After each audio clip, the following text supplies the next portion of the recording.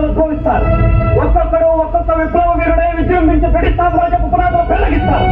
సీతారామరాజు ఒక వ్యక్తి కాదు, సమూహ శక్తి, సంగ్రామ పేరి, స్వాతంత్ర నినాదం, ప్రజా భారతం. మట్టిలో మట్టినై, నీటిలో నీటినై, నా ప్రజల ఊపిరిలో ఊపిరినై, మనసుల్లో భావాన్నై, హృదయాల జ్వాలనై, నా జాతి జనులు పాడుకునే సమర గీతాన్నై సామ్రాజ్యవాద శక్తుల్ని గెలుస్తాను.